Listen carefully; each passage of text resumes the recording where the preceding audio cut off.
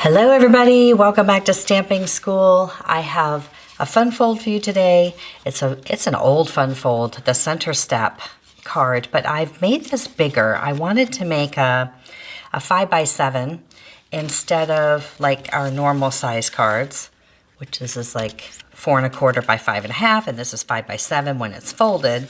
And it still fits in an envelope that requires just one first class stamp because 5x7 is still one of the sizes that you can ship with just one stamp, and it's light enough and it folds flat. So I wanted to do something a little special for someone, so I want to make it bigger. This paper is new. It's in the new online exclusive store, and it's called Lovely Garden. And it's just lots of florals, really pretty hydrangeas and dogwoods and flowers and other flowers I don't know the names of, but it's pretty.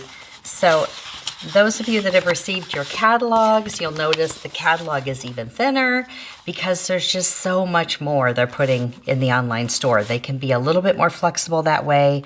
They don't have to keep inventory on it for the entire year, which helps a lot with all the uncertainties of shipping and all those things.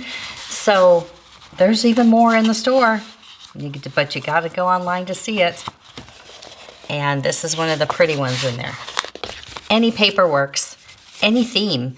As long as you have a few different designs from the same pack, it works great. So you can score along with me. It looks complicated, but I'm going to make it easy, and all you have to do is hit the pause button and then hit play again and do it with me, and you'll find it's not so bad. All right. You need a paper trimmer. And it's helpful, I mean, you can use an X-Acto blade and a ruler, but this kind of paper trimmer is helpful because it has the blades on it that have the marking for where the blade is, because we're going to need to use the ruler. I always put white paper or something white underneath here. This has been here for a long time. I just glue it to the underside so I can see that ruler a little bit better. And then wherever these little notches are is where the blade stops. So we're going to cut and score. So you'll need to have a way to measure, and this paper trimmer works fine. You're going to start with paper, your cardstock that is 7x10. And then when we fold it in half, it's going to be 5x7. All right, so that's what you start with. Now, the very first thing we have to do is cut these two slits right here. That'll make it so much easier than when we do all the scoring on the side.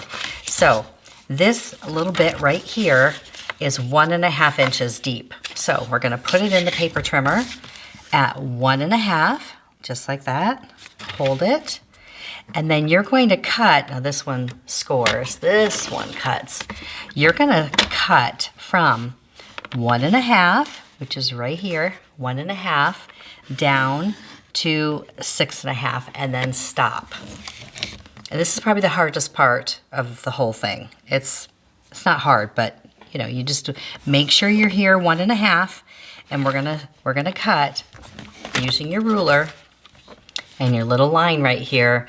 You're gonna start at 1 1/2 or start at 6 1/2, it doesn't matter, and push up and stop at 1 1/2. So I made these red so you can see them a little bit.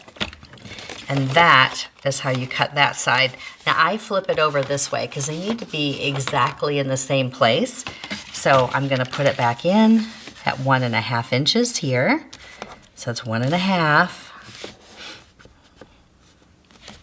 And then you're gonna do the same thing. You're gonna cut from 1 1/2 down to 6 1/2. And you're creating those two slits that look like this. All right, we got that part done. So now we have our two slits. Now, you're gonna turn it into the horizontal position, and I'll have all the measurements for you. You can print them in the PDF just like I normally do. Some of you like printed measurements. In the horizontal position, you wanna put it in here so the widest part is here. So we cut up here, and this is 1 1/2 from the edge. You want the one with more room left over on this side. And we're gonna put it in at 3.5 inches, and then we're gonna score. So the dotted lines are scoring and the solid lines are cutting. Put it in at 3.5 inches, and you're gonna score to the line right there. Now, what I like to do, I do cheat a little bit. I like to take my bone folder or a stylus, and I'll just follow the track down right here and stop.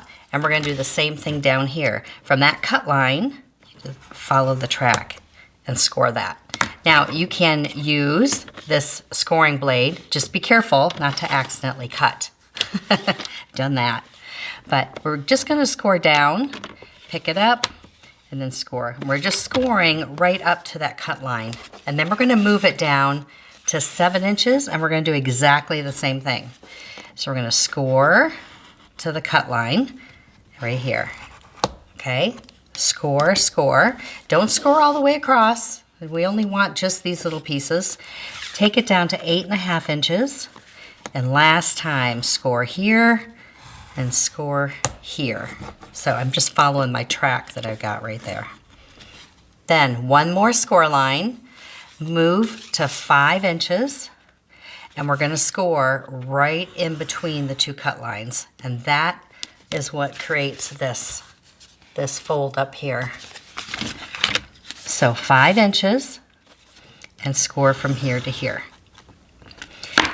Now, the paper cutter that Stampin' Up! Has, I love it in every way except that I really wanted a ruler up here too. So I'll link to that. I found these on Amazon. They go from 0 this way. But you can see the 5 inches right here. You just got to get right up to it. I just happen to really like one across the top. But all right, just score right between those. And that is it. This is how it's going to look. This is the back here, that's the bottom. When you start pushing this in, this part gets pushed in like this and pinched together, and that folds down, and that is your center fold card. I will also post the picture of this in the measurement area. It won't be to scale, but at least you'll have a diagram. So now we can decorate it. And here's my measurements. I have 3 3/4 by 4 3/4. If you want to take it all the way down to the bottom, I kind of liked having this here. So I decided to just do 3 3/4 by 3 1/4 right here. And of course, you can layer them. You can do whatever you want. But this is, because it's a little bit bigger card, it's going to take a little bit more designer paper. But I chose garden green just because I had garden green in the paper. This long strip right here is 1 1/4. Oops, I'm off the page. There we go. 1 1/4 by 6 3/4. And I'm going to do this little checkered piece here. This little check right there. And I've got a gap here, but that's okay because I'm going to cover that. If you want that a little bit more, if you're going to put something here besides a ribbon or something, then maybe make that just a touch bigger. Now these little guys on the side, these are 1 1/4 by 3 1/4, and they tuck right in the sides here. Now these are the same, but I'm going to do the garden green on the front, and I'm going to do this little freesia print on the inside. And you're going to glue from here to here. You're not going to see this one, really. You could. I don't think you really need to, but you could. Here and here. Just a nice layer. All right. On the inside, you could do this long one on the inside, which is what I ended up doing, like that. Or you could do the exact same size on the inside, which might be good if you're doing classes, and then a little piece of white down here so you can have your sentiment or write something. So that's just another option for you. I'm gonna put the big one here, and then I really like that color, that freesia color. So on the back, I'm gonna put that here.